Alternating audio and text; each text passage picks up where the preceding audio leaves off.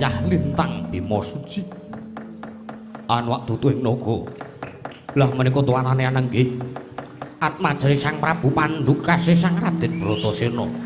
Nalika semanten jumeneng nganti kaya tugu Sinungkarta. Tugu papan ingkang mapanggon Sinungkarta rinengga rengga. Kocape manggi. Lah menika to Sang Wijasena ya Sang Bratasena. Nalika semanten nampi dawuhipun ingkang woh ing Astina Sang Nata Prabu Destarastra.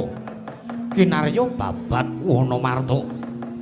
Watak watuning Sang Bima nalika semanten ora duweni watak mundur saka geguntur mendha saka pangrerempa. Sigra cancut tali wanda cancut arane cecincing tali wanda cecawet ning setake sabuk bandangi. Matekaji Bandung Bandawasa wungkal bener. Tilaranipun ingkang paman satring mandya jajah nenggih Sang Raden Gandamana kocaping manggi. Nalika semanten dupi wis minatek aji Bandung Bandawasa suku tengen den balangake kebat kaya kilat kesit pindha tadhit. Saben suku dawuh tening Bantala jemblong sak sumur-sumur.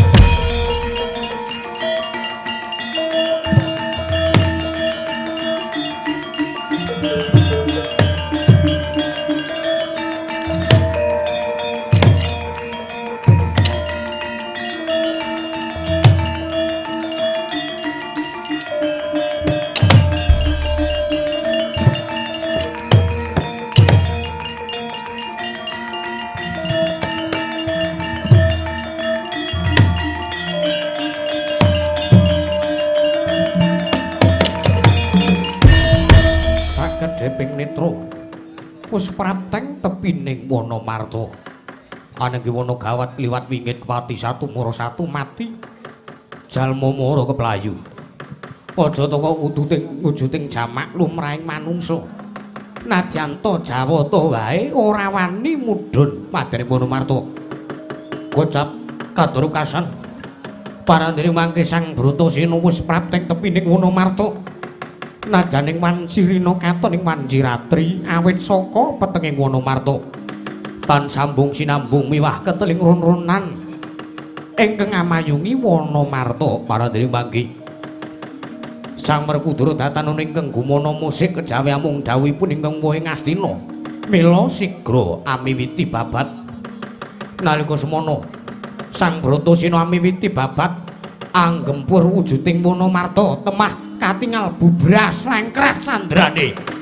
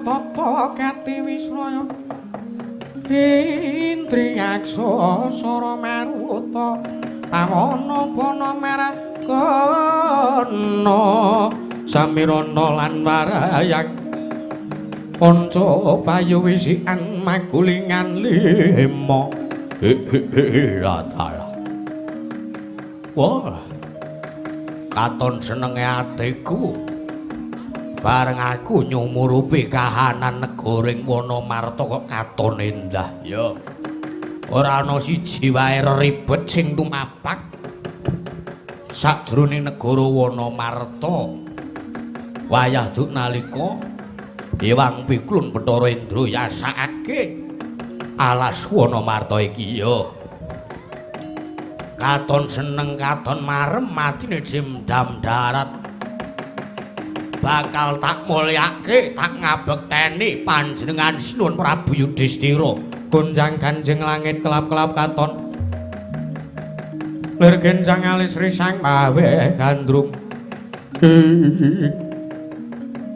kocap kacarita nalika semanten Sang Jemdam Darat anenggih nayaka saking Sang Prabu Yudhistira nalendra kajiman wonten negaring Wonomarta kocaping mangke mboten mangertosi lampahipun Sang Raden Bratasena ingkang nedya anglampahi babat Wonomarta Sang Raden Bratasena ingkang babat Wonomarta wit watu gedhe wit gedhe dibrungkati kabeh kocaping mangke kagat kadoro kasandatan mangertos lampahing Sang Bratasena balangaken sela Sang Jemdam Darat datan mangertosi kocaping mangke animbles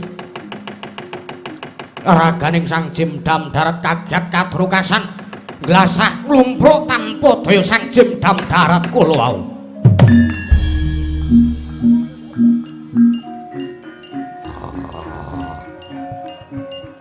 seneng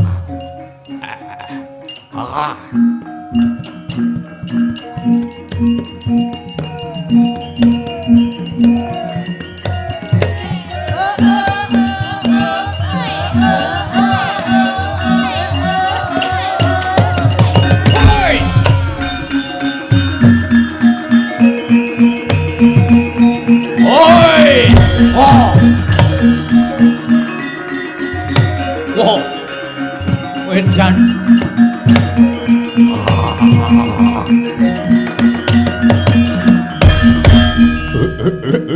Adalah. Agi aku suka parisuka seneng-seneng. Ngerti kahanan Wonomarta sing kaya ngene kok lha wah kok teko dadi kayaning satriya bagus. Gagah piteksake la Raden kok kowe ngerusak pepasrenan negara Wonomarta Raden. Mandheg.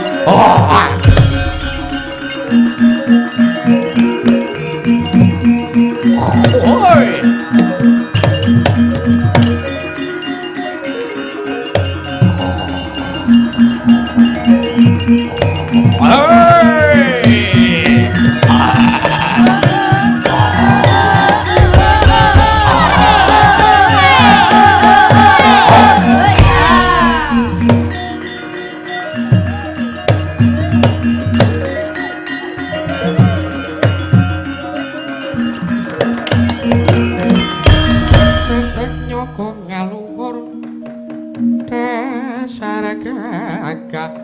Warnanipun Kanjeng Sri Narapati Raja kang ngapala ratu Konta utamaning kampung Nidyan Karuda Mas Pati Raja Dewaki Raden mengkoto dhisik lah kok kowe dadi gawe gelaning atiku. Wah.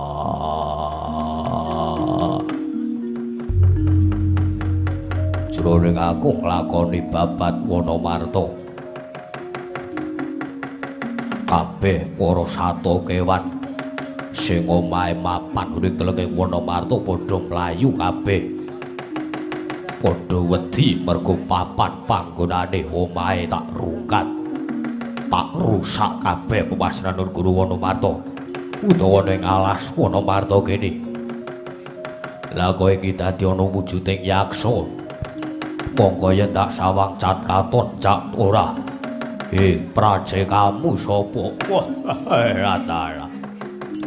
Teko kowe durung ngerti kelawan aku, Raden. Takon karo aku abdining Sang Sinuwun Prabu Yudhistira, aku Jimdam Darat. Kowe Jimdam Darat? Ya. Balik takon karo kowe sapa kekasihmu, Raden? Aku teko kowe wani ngrusak papan-papan pepasrenan sing ana ning negaraku ya ing negara Wonomarta kene. Wah, Jimdam Darat nek kowe takon karo aku rasa dadak kowe ngerti jenengku. Lho, lah kok dadi kaya ngono? Wes sing gati aku mbabati Wonomarta iki arep tak nggo mukti sak kadang pendho.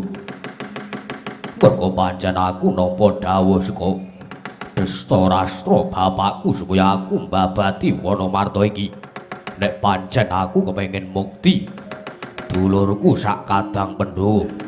Mula kowe aja dadi pepalange Bratasena. Kowe mikir nek pancen kowe wegah mati nek pancen kowe isih ngeman karo nyawamu. Wah. Miwane tak pateni kowe.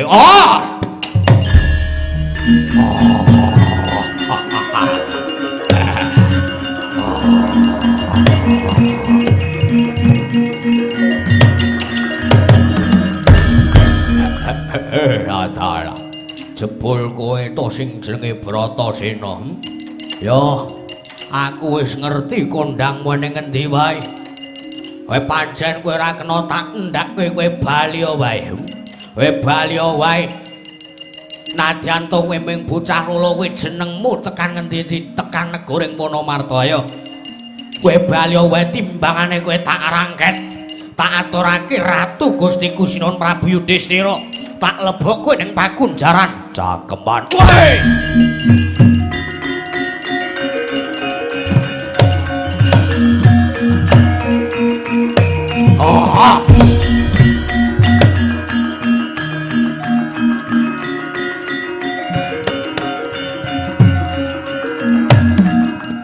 Edan bocah kok ngeyel ora sebae. Ayo, pancen arep ngurungake niate Bratasena. Ayo to kagela kaono batange Bratasena. Pecah dadamu tibano. Weh.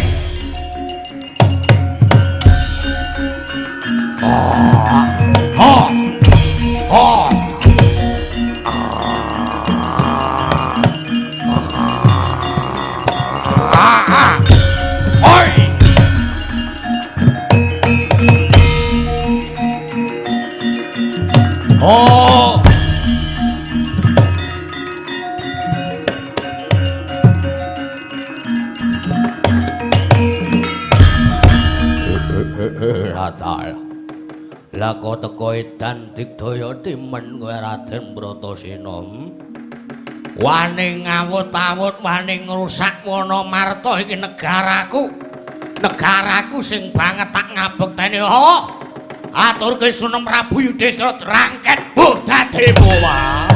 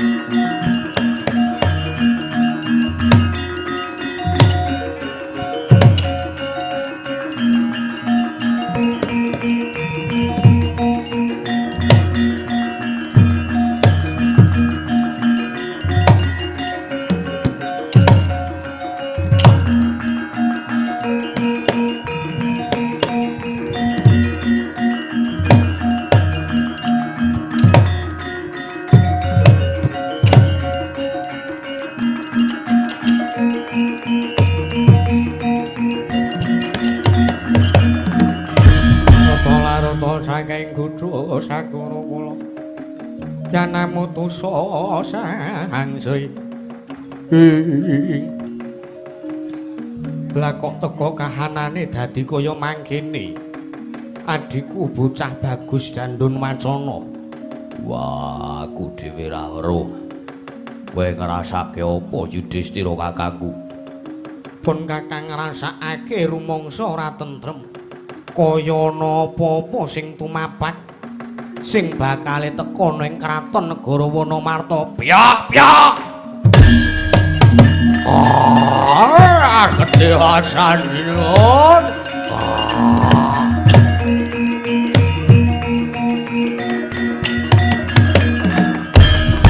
Kajatri sangga berangu Prinanggul kinempet keempet Jimdam darat melajar-melajar nopo aduh Sinuwun ngaturaken kedewasan Sinuwun biling sak mangke negaring Wonomarta ketaman pagebluk ketaman pagebluk piye yen to matur mbok yo sing cetha aduh wonten retu wonten pepedheng ingkang tumabak ingkang sumandhing negaring Wonomarta menika Sinuwun kula kedah kados pundi kula sampun nyobi nambak dumateng pun pagebluk menika kula wau dumateng reretu menika kula wondene sak mangke gagar wigar tanantuk karya wonten satriya gagah pideksa kekasih Sang Raden Bratasena ingkang wantun ngobrak-abrik negaring Wonomarta nedya dipun suwun kagem mukti sakadang pendha Sinuwun Prabu Yudhistira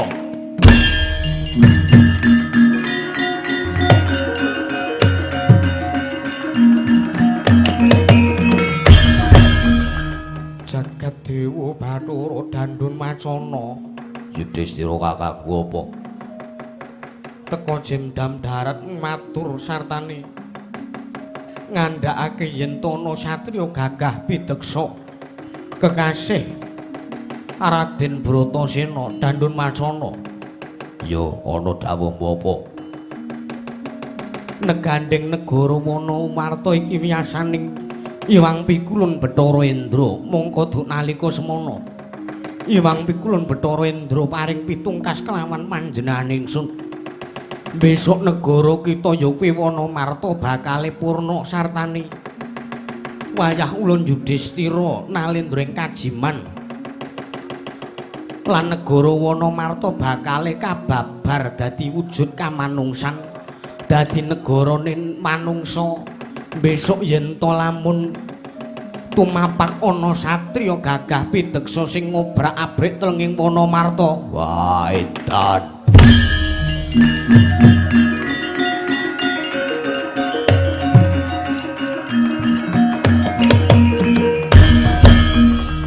wah yen to kanane kaya ngono pancen kudu kaya ngono Yudhistira kakangku rasah malang ati pancen kabeh iki wis dadi kodrating Gusti ya nek pancen kaya ngono aku mung nderek kekarepane si Adi aduh lajeng kula sak mangke kedah kados pundi Sinuwun Jimdam darat sira goleka kasuwargan sira pribadi sartane besok kita sira mesti bakal bali mring asal mula-mulane edan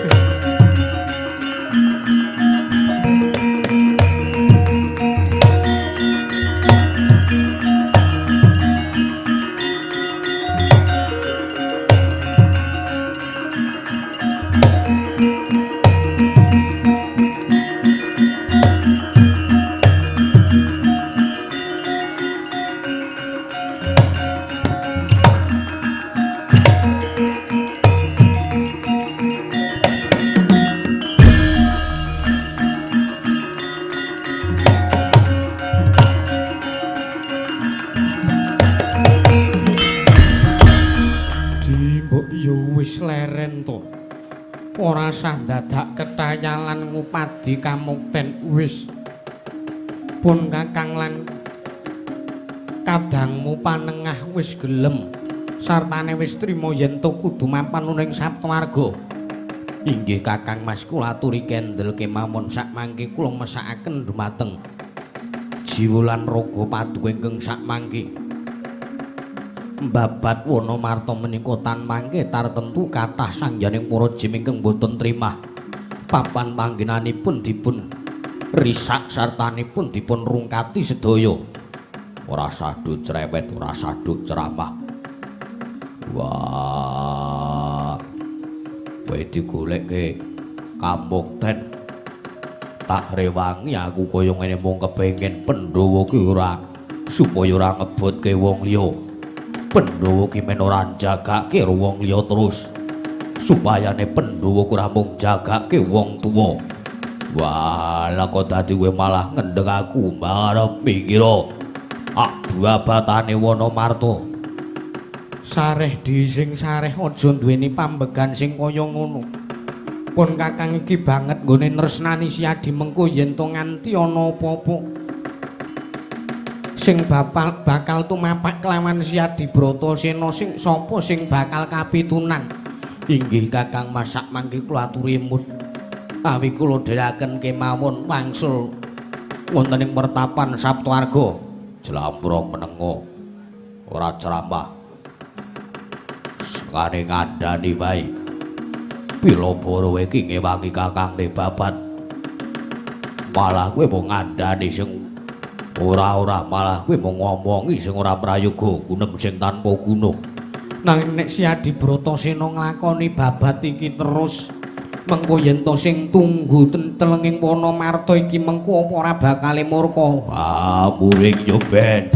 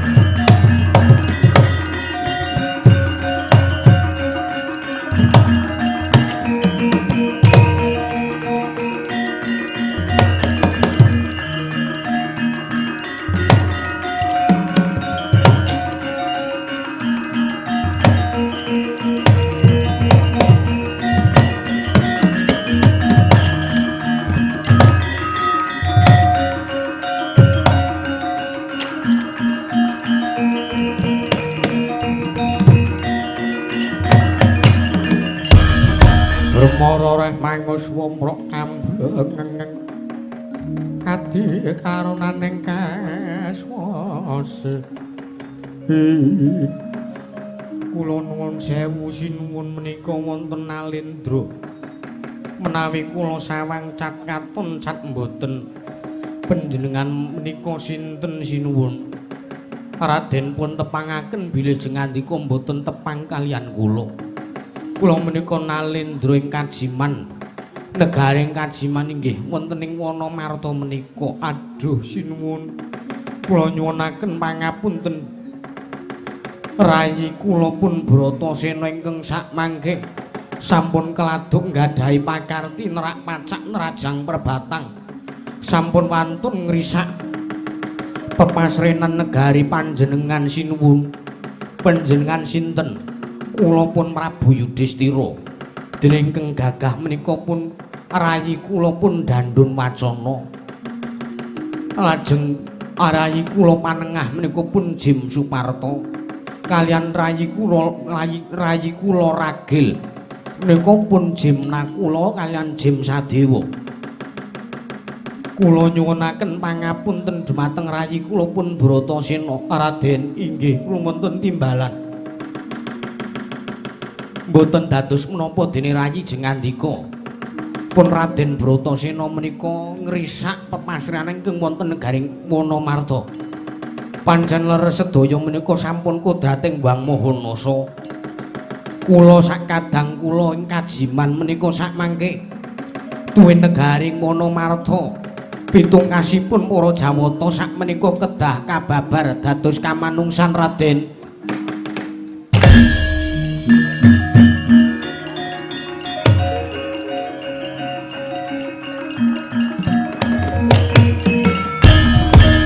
Sinuwun dedosan menapa ingkang badhe kula sandhang dene jengandika ngendika ingkang kados mekaten Raden inggih wonten timbalan sedaya menika sampun kodrating Wang Mahanasa sampun boten saged dipun selaki kula sakadang kajiman menika ugi sampun nrimah ugi sampun nampi ingkang dados kodrating Jawata mila sakmangke kula nuwun sewu jengandika kula aturi mengaken lawang batin paduka kula nedya momong jagat paduka Raden sakadang Pandhawa Raden.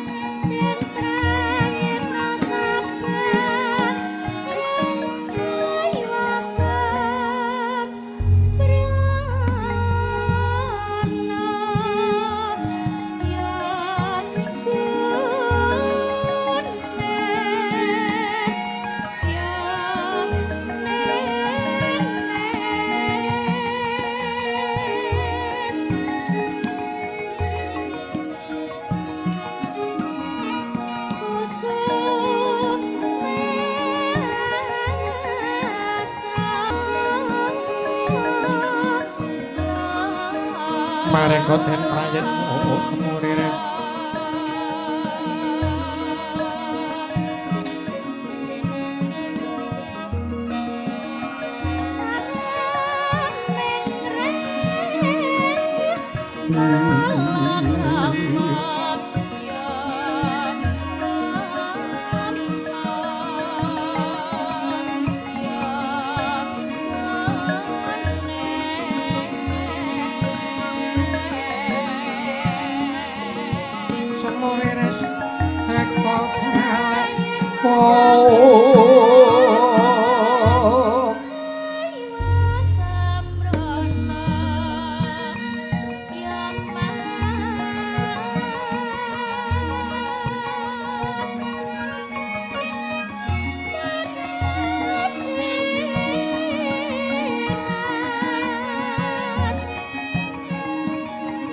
Titiyane kandhayane Trisunya Purnama Sasi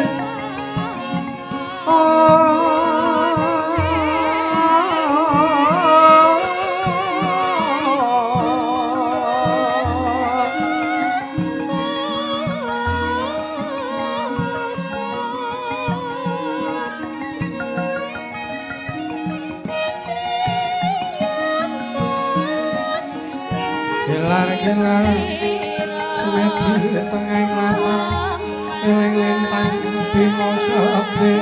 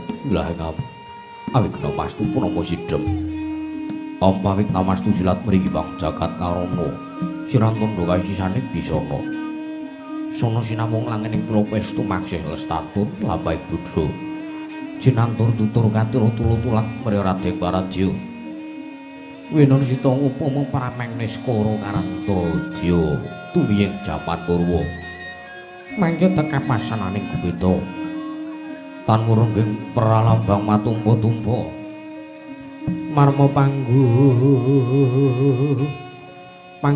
panggunggung sang Purwenggata sigebyar dumadining wayang purwa purwakaning kandha linarik runtuting basa dongeng kuna ngemu surasa yen linarasa ya karaos mulat sarira hangrasa mani puruing diri rasa rumangsa ngrumangsani lir jalma ngilu kaca Jarang Gusti Nakum Jeng carita lu becik wis gemelar jroning pangkeliran yaiku sejati namriksane pagelaran Ringgit Purwa.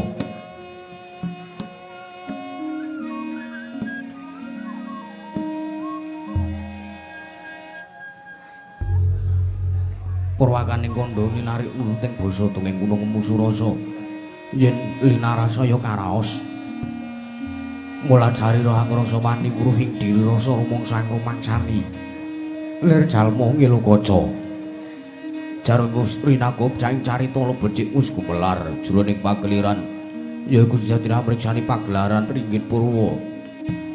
Surya Candra Darum yang Kartika wis pinurbukut rateng kamasa sahari ratri angidri bangun purwa teking duk sina gilir gumanti teman dadi petanganing dina sasi warsi windu kang sarta abad ndungkulan tangkar tumbang karo sinarambun kaya jawu pating krempya dadi padhange kutu-kutu walang katoga burung kono yang burung tuyu dadi obrangan tanpa wicalan padang trawan sinaring Sang Hyang Retnawi ingkang arsa merbawani jagat mungguing jagat wetantuk mungup-mungup mungguing kalingan wukir abang merenganga lamun kaeksi ayah hadirat dilato bumi saya dangu sumurup Sang Hyang Arga katon semeblak kanan kiliring abang esmut jenareng perbawan sinaring Sang Hyang Basanta tanentu katon ijo ruyu yamangku gunung ingkang biru moyo-moyo pucuk ing gunung Kinemelan Gentanu kasiliring Prabancana lenggat lenggut nganti kaya gunung Makutha Mega tanah wis dangu soleh kamudasih dene luarsa ngupaya buga karep Tegal Sawahe anglur silur tanpa pedhoti sinambi sendonan sesindenan mikul karo lukune anggring raja kayane samana ana pirembakan Soma Ruwangi Sang Hyang Arga saya dangu saya inggil katon sinar jagat wis katon meluk tuning ing kiblat papat lor kidul wetan kulon sinar jagat kang samya rebunyada rebuti jorban kukuwung parandhin datan wonten kang amadani kaendaning padukaning Karang Kadempel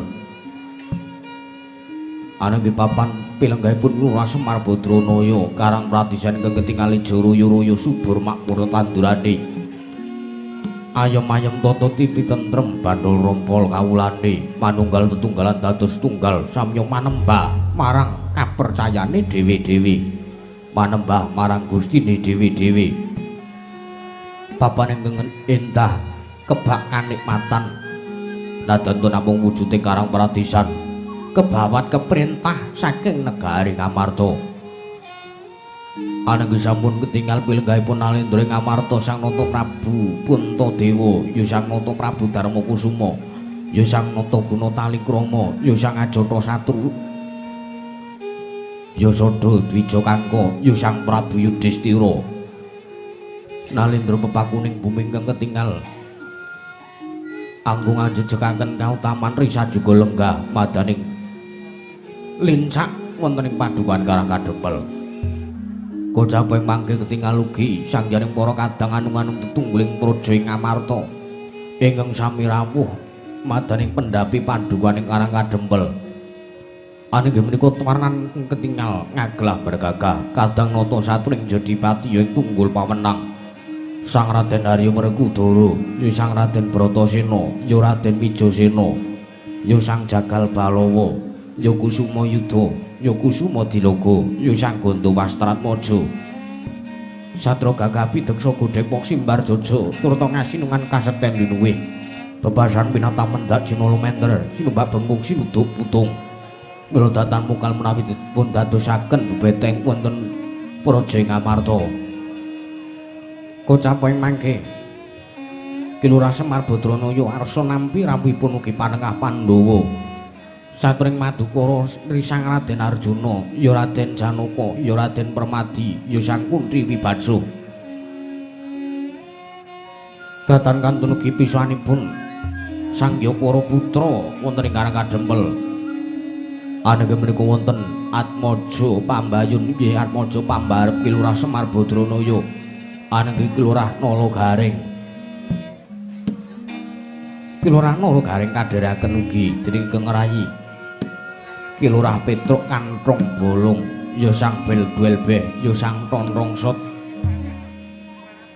ya Petruk Suragendela kocaping mangking ketingal sowan saking katebian wonten ing wingking piyambak anenggat majaring Sang Ki Lurah Semar Badranaya ingkang mragil ingkang ana piyambak ingkang kawestanan utawi peparing asma Ki Lurah Bagong ya Ki Lurah Juang Prakosa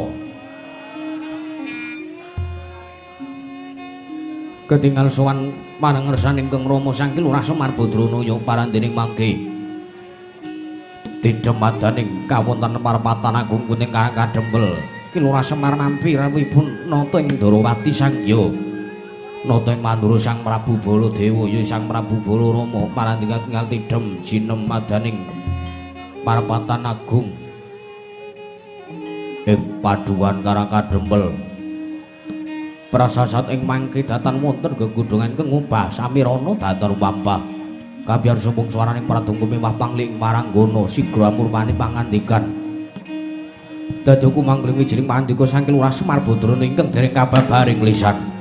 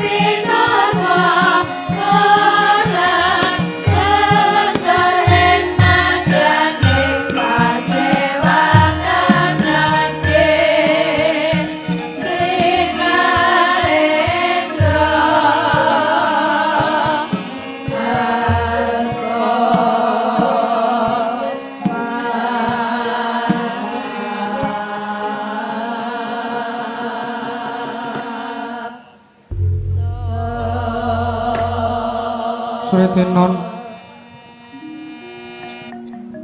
ning pasewakan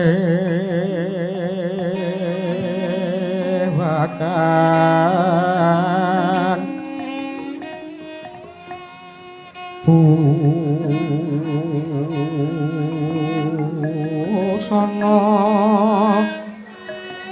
maneka warna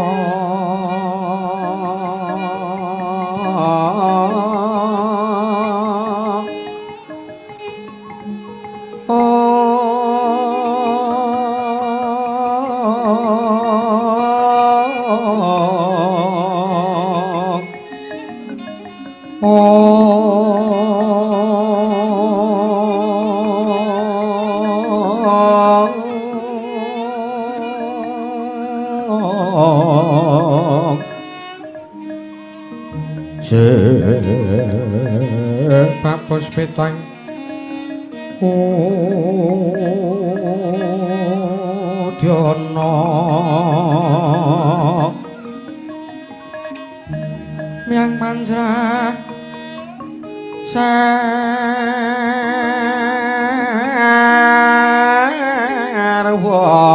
Rukma Renang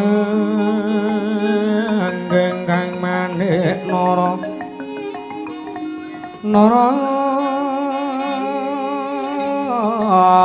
wata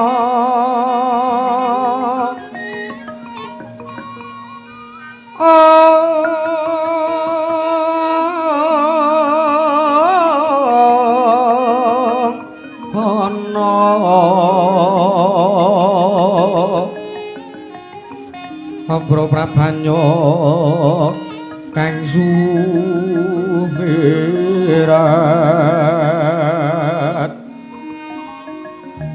penyaring desa laliwaran lir kelan sisiring dadit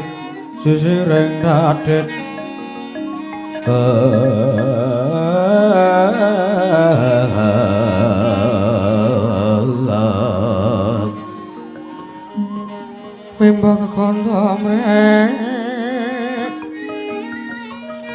minging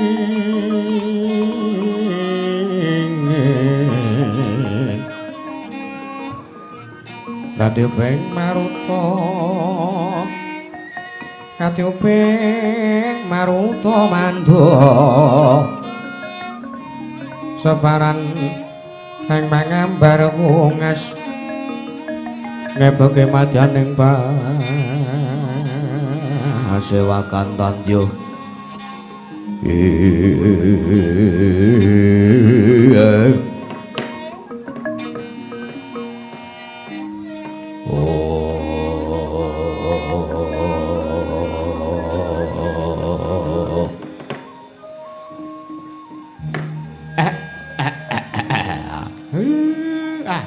Gegeg ugeg sadulita emel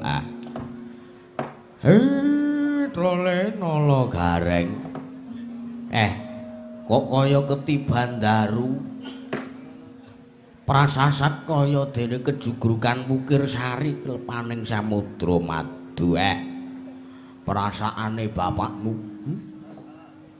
dene ning atase Semar ki ning mapan ning Karang Pradisan, Karang Kadempel ki minggon desa.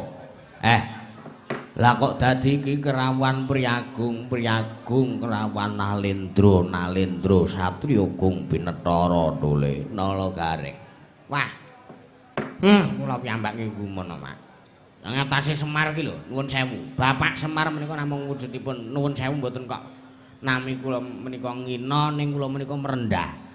Ngatasipun Semar menika mapanipun namung wonten ing Karang Pradisan namung kok kathah sanggening para Nalendra ingkang betaken kalih bapak menika janjanipun bapak sing diduweni apa? Ning nuwun sewu, Pak. Menika tamu agung. Menika menawi dipun sepelekaken kula nuwun sewu.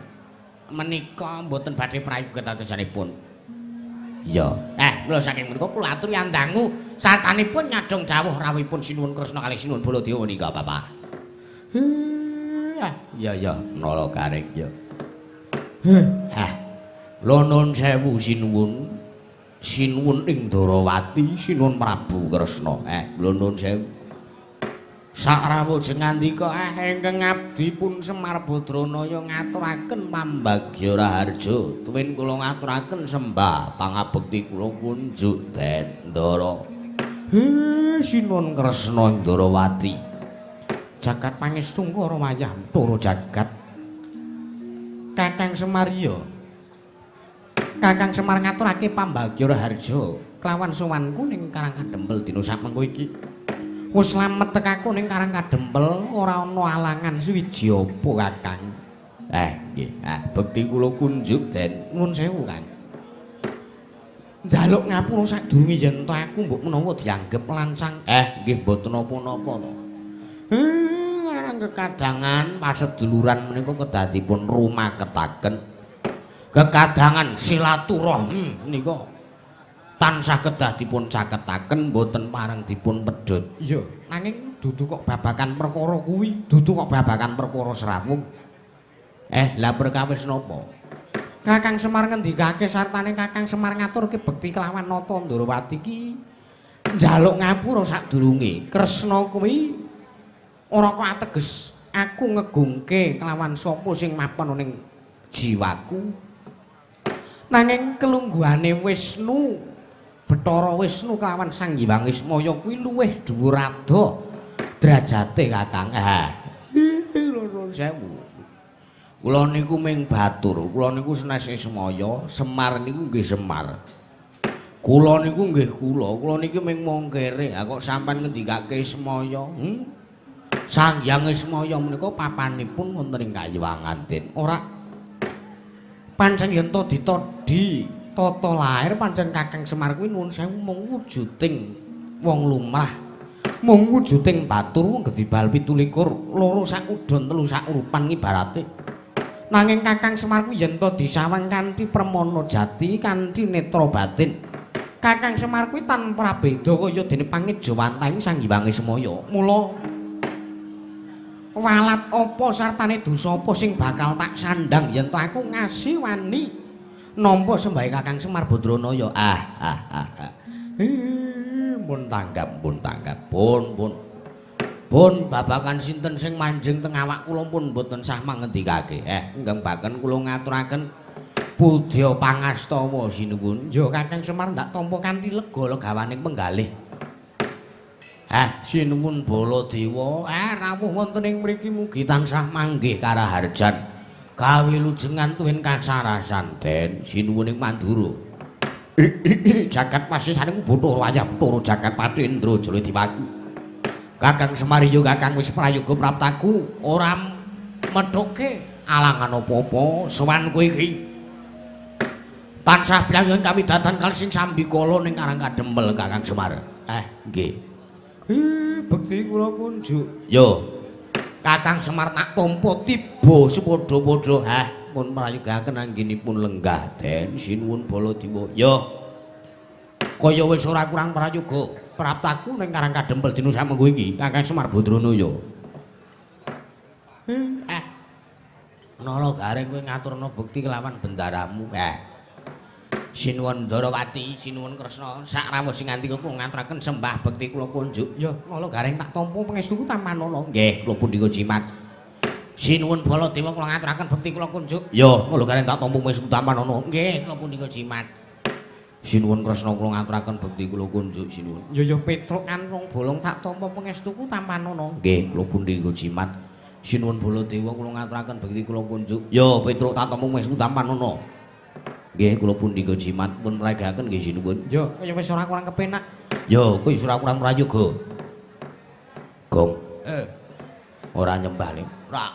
Lah ngopo?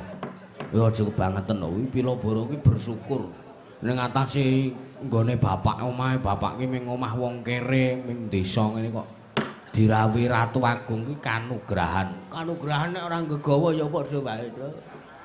Ya kok ndremis ngono. Ora kok le ndremis kok sik to. Carane tamu, carane daya. Ki arep tilik sing ditiliki iki mesti nggawa raketang gula teh. Ngono lho. Iki kok malah nggawa karangan bunga. Kok dikira Semar ki mati ngono apa piye? Bus. senengamu kaya ngono ora iki lho. Ya mung kebangetan ana bendara wis di emong kecile. Ku nek ngundat ngono kuwi moh aku ya. Wah ora. Ngaturke bekti. Gah, ngaturke bekti ra. Pathak. Ya ya, Tru, ora. Mbok ora anarkis lha kowe iki ya ngengkel diomongi ngengkel. Nggih, ya wis nadan to kanthi kepeksa. Sinuwun Kresna kula ngaturaken bekti kula kunjuk sinuwun. Suarane Bagong, dudu niku suarane Sugeng. Kena cetha serak-serak basah ngene takoni suarane Bagong mau duwah. Sampeyan kuwi ora. Ya pangling aku Bang. Lah nggih, kula niku bengok-bengok mergo kula le sowan teng mburi dhewe. Ya. Males roh rupane Semar e. Hus.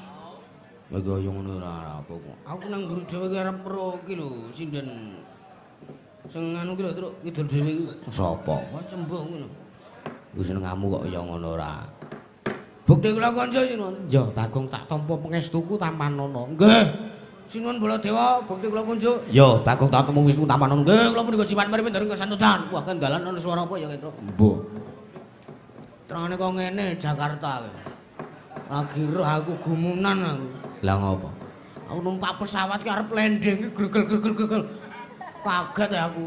Jan karang wong desa, wong katrok ya ngene iki. Ha iya, alhamdulillah iso weruh Jakarta ya. Iya. Kok kowe teko keri dhewe. Wes, aku ki wong ngayahi kewajiban. Kewajiban momo? Ya kewajiban kewajibanku dhewe. Iya. Lah karo sapa? Karo mbok wedok. Wah. Tenan wae, tenan wae padake ora. Heeh. Anang aku nang wedok ki pisan numpak pesawat kaki pisan kuwi. Wah, yakin sumpah. Mbok demi apa? Demi kian. Yakin arep apa jenenge medun. Medun apa to? Saka langit ning anu kae lho. Dirgantara ning apa jenenge aspal landing, arep landing kuwi. Wis nggon apa nek swara kae. Mohon kencangkan sabuk pengaman ngono kae to. Pesawat sebentar lagi akan turun melakukan penurunan utawa apa kuwi Mas banding landing. Landing kuwi mau. Heeh. Bojoku takon gojekan siset. Iya. Ora mau tak gojekan, tak rangkul mau nganti aku semelangane wedi. Kowe iki ra kaya ngono kuwi. Wah, iki tenan Truk karang wong lenang ki kudu. Iya. Kudu sing peka. Oh iya. Aja kaya sing anu nyekel jaipong kuwi wis ora apa. Oh, ngono ta Leng. Heeh. Grobyak. Jebule kaya neng bis. Lah iya. Ayo ngono kuwi. Lah iya kowe. Wah, terane ora beda. Iya. Angger anu neng langit kan. Ngapa? Gregel. Ngapa? Iki nabrak kowe. Lho kok kowe, Mas? Lah mega mendung aku ngono. Ayo kerang pesawat ki nek nabrak mendung ya ngono kuwi. Lah iya. Iya. Wis gek bapak nyangkem. Hus. Karo wong tuwa sageleme dhewe nyangkem. Agek ngendika. Wonten napa sinuwun kok rawuh teng Karang Kadempel? Wigatosipun napa? Kusik to Kakang Semar. Aku njaluk ngampura saurunge mbok menawa aturku iki lancang Cumentaka nggonku njaluk pirsa kelawan Kakang Semar Badranaya. Mboten dados menapa ten. Kusik. Lah kok teko iki aku prapta ning Karang Kadempel. Teko iki cetha rawuh Yayi Prabu Puntadewa ya Yayi Aji, Yayi Darmakusuma.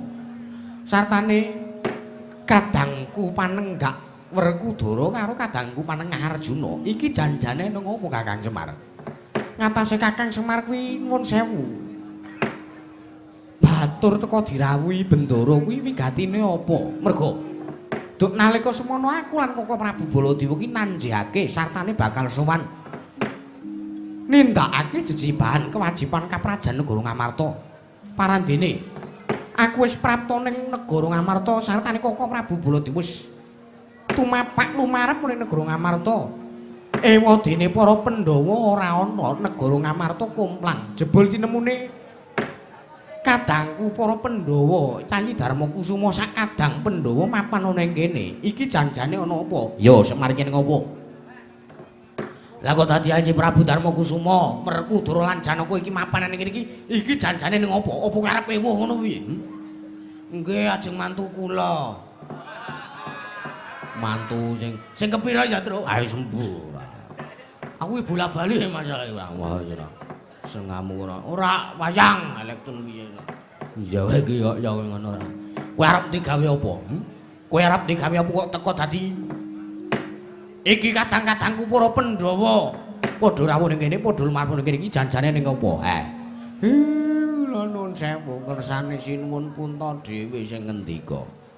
Kersanipun Ndara Werkudara dhewe sing ngendika. Kersane Ndara Janaka piyambak sing ngendika.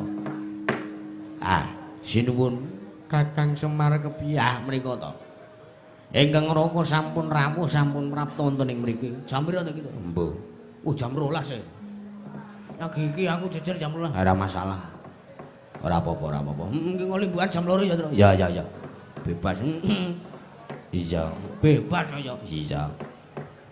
Koko Prabu Indrawati, Koko Prabu pengayoman kula wonten ing Madyapada pramting delahan. Koko Prabu Sri Bathara Kresna. Sakrawujing ngandika kula ngaturaken pambagya raharja tuwin asung pasegan Panakrami. Koko Prabu Kresna. Meninjaya Prabu Darma Kusuma nggih kula tampya karya bombong rasing penggalih. Koko Prabu Baladewa kula ngaturaken pambagya raharja. Yayi Wilujeng pisuhan kula wonten ing Karangkandempel menika. Mboten manggangan setunggal menapa. Inggih Koko Prabu. Wah. Jlitheng kakangku sarawuh aku ngaturake bekti sembahku tampanan Werkudara ya tak tampa. Ora lar pangestunipun Kakang Indrawati wae tampanana. Ya tak gegem dadekake jimat bule Baladewa kakangku aku ngaturake sembah bektiku tampanana basaku tampanan. Ya Werkudara tak tampa. Ora lar pangestunipun Kakang Mandurit tampanana. Ya tak gegem dadekake jimat prayoga nonggon kulungguh. Ya kaya wis ora kurang prayoga Werkudara. Koko Prabinadan kula ingkang rayi pun Arjuna ngaturaken sembah bekti kula kunjuk. Ya Arjuna. Tak tampa rat pangestunipun Kakang tampanana. Inggih Koko Prabu kula pun dinggo jimat. Koko Prabu Baladewa kula ngaturaken sembah. Ya Arjuna tak tampa pangestunipun Kakang tampanana. Inggih kula pun dinggo jimat. Kanjeng Prabu Darma Kusuma wonten timbalan Koko Prabu kula nuwun sewu. Damel kaget sotaning manahipun ingkang Raka Indrawati dene ngandika sakmangke kula padosi wonten ing negari Ngamarta ewon dene sakmangke mboten wonten. Negari Ngamarta komplang kadang-kadang kula para Pandhawa mboten mapan wonten negari Ngamarta. Parandene sakmangke mapan wonten ing Karangkandempel menika wonten menapa Yayi Prabu Darma Kusuma? Yayi Aji. Nggih kepareng kula cumadung dawuh. Sasanipun ingkang Raka Mandura kepareng nungsung pawarta wigatosipun menapa dene ngandika prapta wonten Karangkandempel. Yayi Prabu Darma Kusuma. Anjing kang puspita arum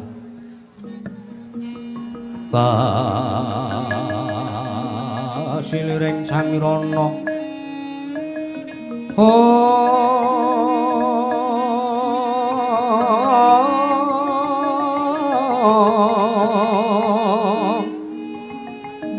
Sekar kadung mangambar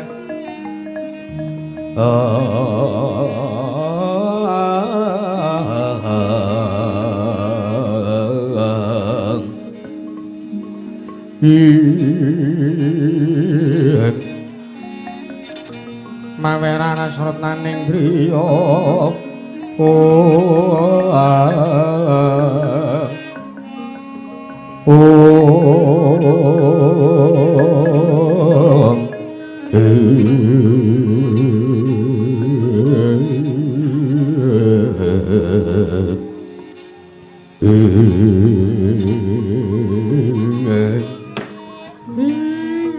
sewu den sedaya kaluputan kula diagung pangaksami kula ingkang sakmangke kedah matur awit kula mangertosi bilih Sinuwun Puntadewa menika nedya matur marang Resa Jengandika Sinuwun Kresna nanging sakmangke mboten kuwawaken nedya matur mboten sranta ing penggalih nedya matur kelawan Jengandika Sinuwun Kresna ya ora dadi ngopo Kakang Semar nggih menika ngaten Den pancen leres sakwetawis wekdal menika kirang langkungipun sampun wonten Sabta Ari. Para bendara, para pepundhen Pandhawa menika sampun mesanggrah wonten padukan Karang Kadempel. Mriko awit sakmangke pancen para Pandhawa menika nggadahi gegayuhan. Inggih Kakang Prabu. Kula sakadang Pandhawa nggadahi gegayuhan awit wiwit saking para kadang Pandhawa pikantuk kanugrahan saking ngersaning para Jawata.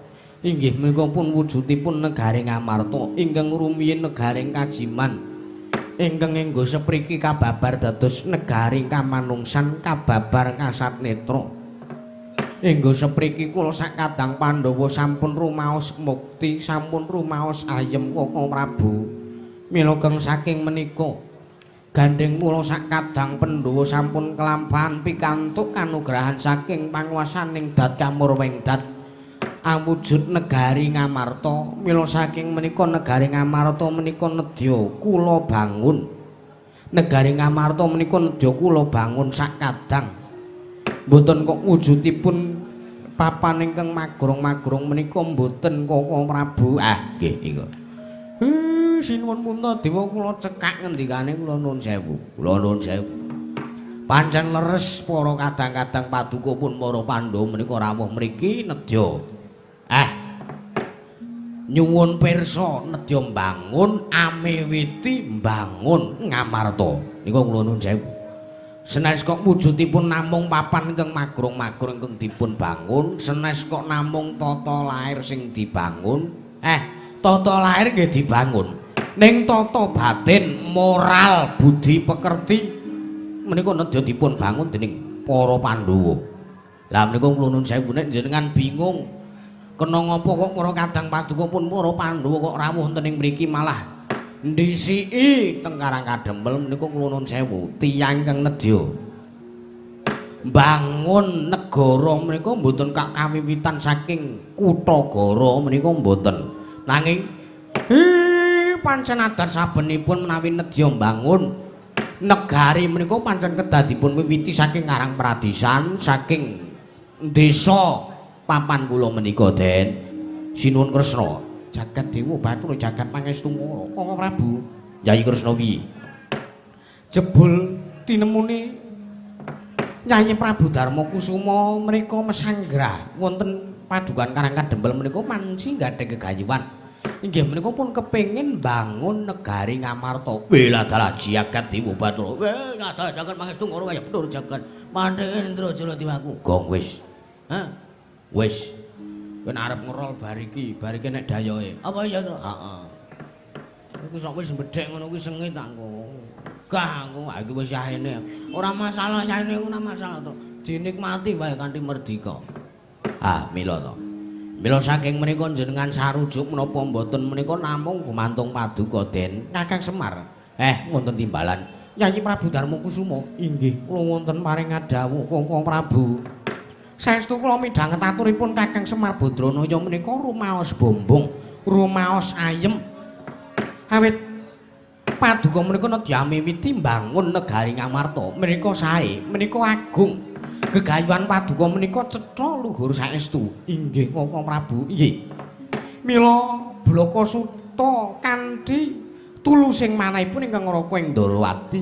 Sakmangke kula nyarujuki sartanipun kula maring pangestu dumateng pun kadang-kadang kula para Pandhawa. Nggih, Yayi Prabu. Yayaji kula ugi nderek mangayu bagya sartanipun kula nyarujuki. Kula nayogani bilih paduka sakadang Pandhawa nggadahi gegayuhan. Inggih menika kepengin bangun negari Ngamarta. Mila sakmangke kula aturi ngatos-atos kemawon.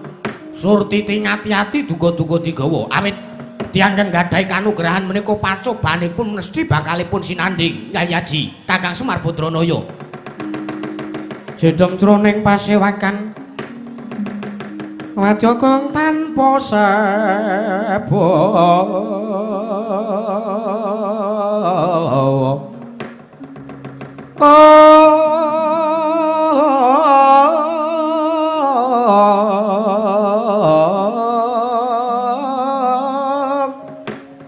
kaprabang dening Sang Nalendra Tama mangu nengi lerwu sing duka cipta ber budi mandono saras ber budi mandono raras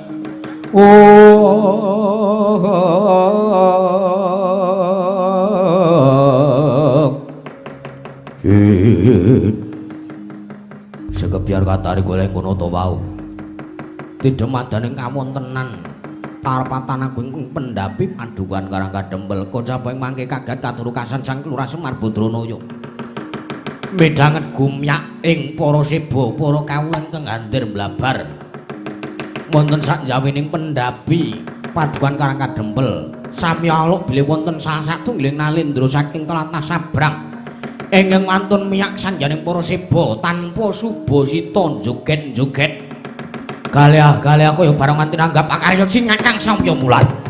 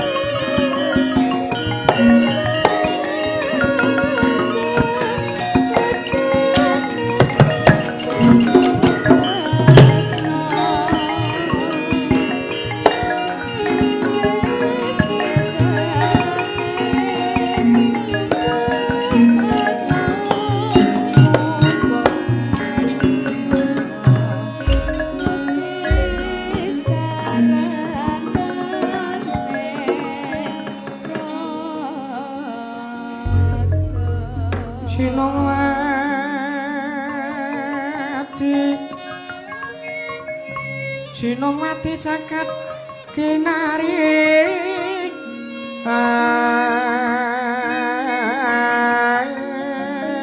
among mbak lumembak ombak ing samudra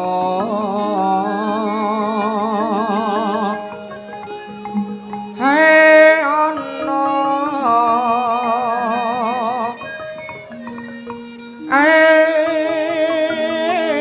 ana bali lunga sambrek kanggeng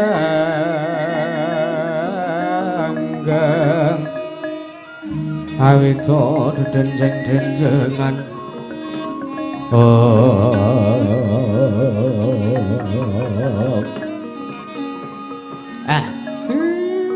sewu sinuwun lah kok dadi niki enten sing rawuh menika katitik saking busananipun nika Nalendra Nala Gareng wonten dawuh Pak iki sapa apa iki kancamu kok seragame pink padha kowe mboten kula ki ora tau duwe kanca ratu kaya ngono kuwi kula ki ming kere kok sramung kula wong sugih ayo kula insecure basane Gareng Duran menika senes rencang kula Pak menapa kancane Petruk Duk niku senes rencang kula kanca kula niku ming wong kere-kere kanca kula niku nggih sepadan kalih kula niku apa iki kancamu Gong kancamu kowe endi kuwi warna pink iya kancamu kudu ora kuse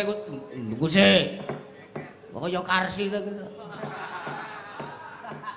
Karsi piye to aku dek kanca ya ngene iki ping ngene ku anane Ning kaki wonge cilik nika kok gagah gedhe. Udu itu udu. Ha iya, karsi kok mekutan barang. Ha iya iki ora mangkat wonge. Lah iya dandane kok iki striminan ning omah. Ha iya. Ora masalah. Apa Kang Roni ya iki ya? Mbuh aku ora ro. Biasane iki ya ngene iki. Iya. Mung kuwi anune kotak-kotak itu. Iya iya. Heh, nuwun sewu sinuwun. Damel kaget penggalipun ingkang ingkang abdipun Semar Badranaya. Sing ngandika menika sinten? Kula nuwun sewu. Nalendra saking pundi sinten jejulukipun Kisana? Wah, la salah. Yo Semar yo. Jaluk ngapura sadurunge yen to aku ora basa ora tata krama karo kowe. Pancen bener.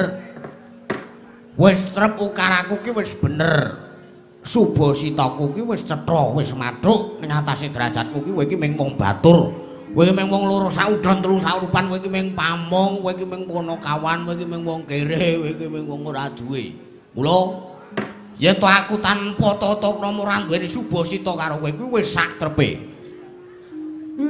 Nggih panjenengan kula menika namung tiyang Karang Pradisan kok sinuwun mboten wonten napa-napanipun menawi dipun taker dening kadigdayan utawi ingkang jenengan paduka kagungan. Yo. Ora ngaturake bekti karo aku. Aku ki Nalendra Gung Pinetha ora ngaturake bekti karo aku. Lan jenengan sinten? Kula nuwun sewu. Sing gelem mestani karo aku nek Nalendra ing Pagralun jejuluk Prabu Gendra Suropati. Prabu Gendra Suropati. Yo. Dene wigatosipun menapa sinuwun dene sing ngandika rawuh mriki? Cekak aos. Bloko suto blakutang terus terang bae. Sowanku iki mbutuhke kelawan kowe Semar. Sowanku iki mbutuhke karo kowe. Mergo pancen negaraku wis ana Tulung Candra iki taman pegebluk. Negaraku ki akeh kawula sing esuk lara sore tenganing pati, sore lara esuk katiwasan. Kuwi wis akeh dadiane. Aku wis ngrawake Brahmana Winasis 1000 Sugata kinaryan nambah rekaning praja, Parandiri gagar wigar tanantuk karya. Satane aku uga wis manekung puja semedi, sesemek ron raja mula bebantal bata sarembak. Ewadene ora ana siji wae syarat surur sing bisa nambah bebendu negaraku Pagralun. Lah kersane pripun? Bareng aku semedi ana ing lengkehing Gunung Mahameru.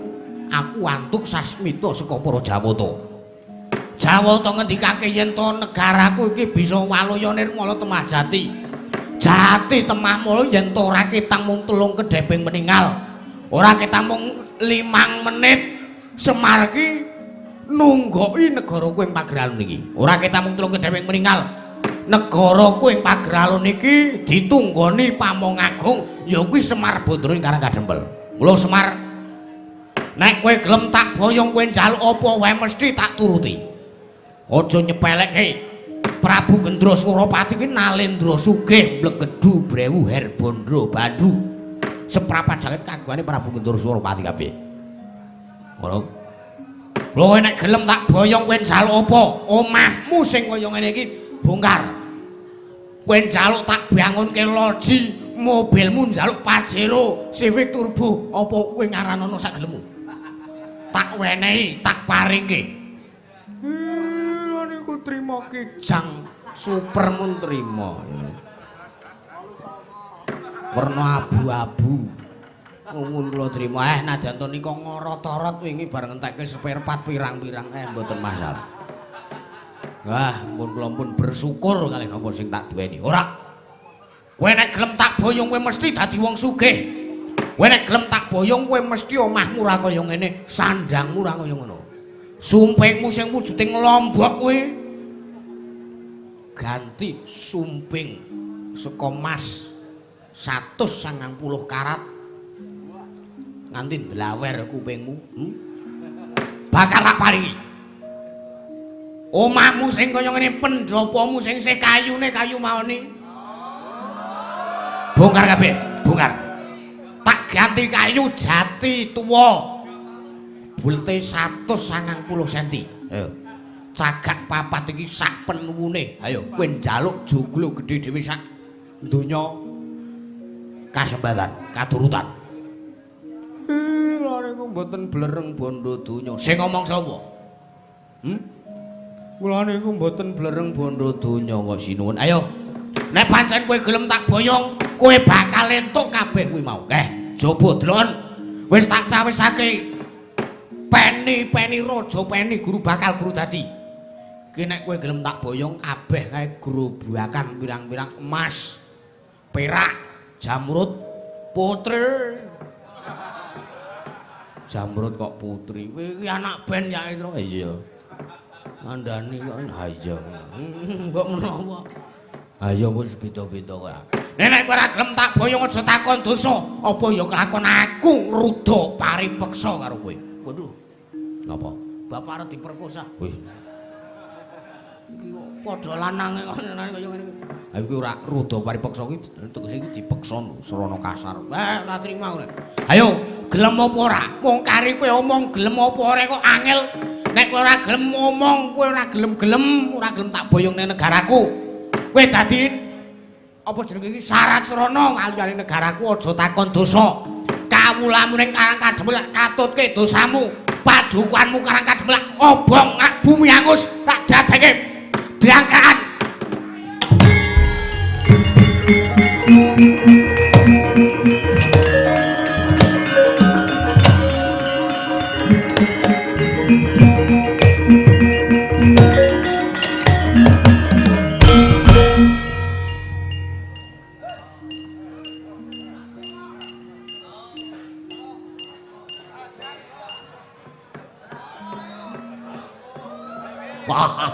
Wah, matamu. Wah, nesu. Bapak ora ndek salah apa-apa, kawula Karang Kademel ora ndek salah apa-apa. Aku kowe matur Karang Kademel bumi angus, Karang Kademel diadeke neraka. Kowe Tuhan apa piye ta kowe iki? Iki sapa? Anake Semar kowe ngopo? Wah, anak kere, mencah kere ya ben, penting ora ndek apa-apa. Bagong Winten ora meneng sik to iki urusane. Ya. Iki urusane karo negaraku anu apa jeneng karo pedukuhanku karo tanah kelarianku.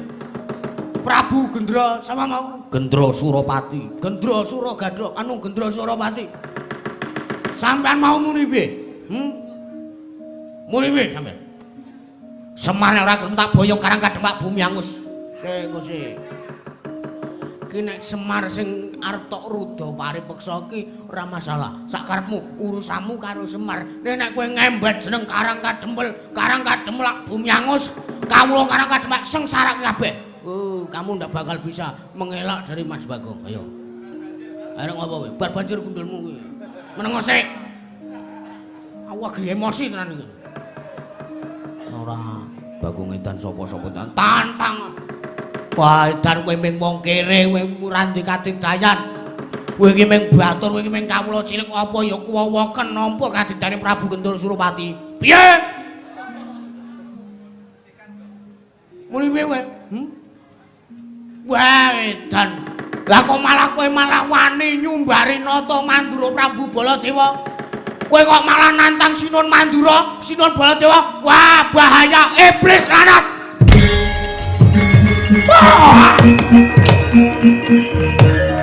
Harus mari jajanan sani kone pisahan kolong sorat tataran.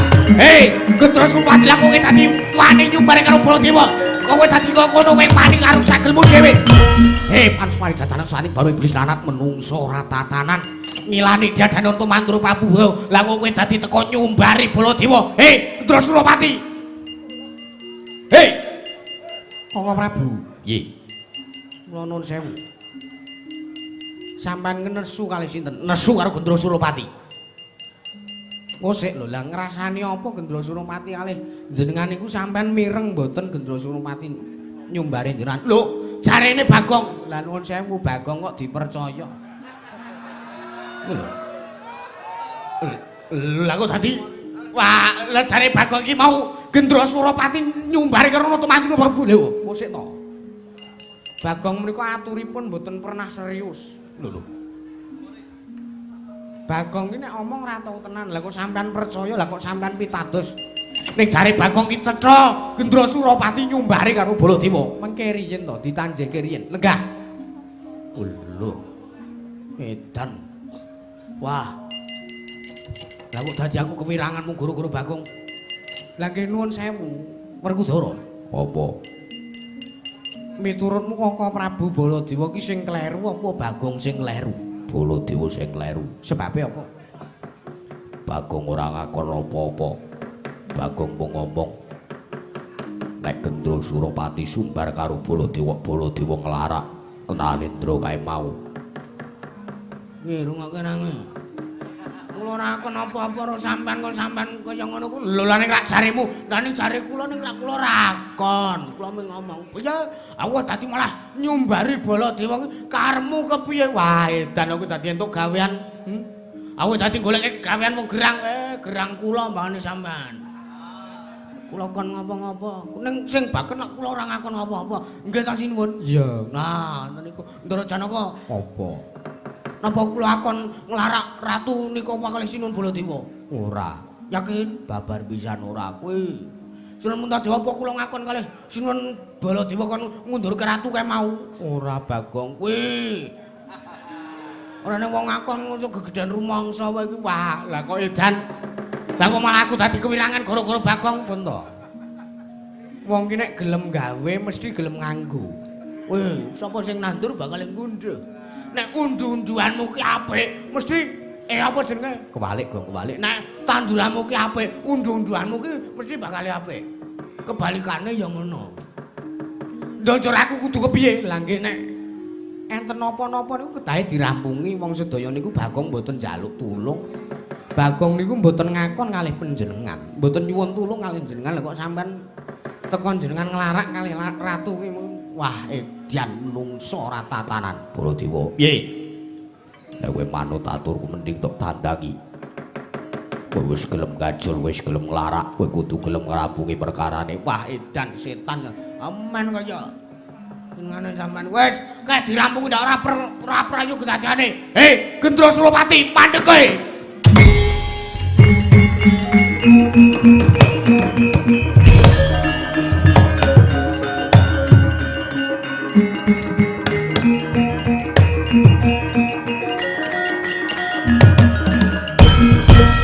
Kakang Semar Badrana ya pripun Den? Niki lho. Wong iki gayuhan pancobane mesti wae bakal teko. Iya. Kowe ngono kuwi wong ki nek arep sukses cobaan ki mesti maneka werna. Ha iya to. Mak. Iya, kaya tak aku iki alhamdulillah iya. Wah. Ngurus hubungane wong ora sok kaya ngono ora sok mbukak wadine wong liya ora. Ah sak gelemku ora. Kakang Semar, kula Den. Sing prayitna ngati-ati kae mengko Koko Prabu yen ora dindake. Nggih. Mengko bakal ora prayu kedadiane. Lajeng kados pundi? Aku sing bakal kendhake marang Koko Prabu Baladewa. Mangsa borong nyuwun tulung babagan katentreman wonten ing Karang Kadempel nggih Den. Iya, Kakang Semar. Ndara Werkudara. Semar apa? Sinuwun Puntadewa. Kakang Semar kepiye?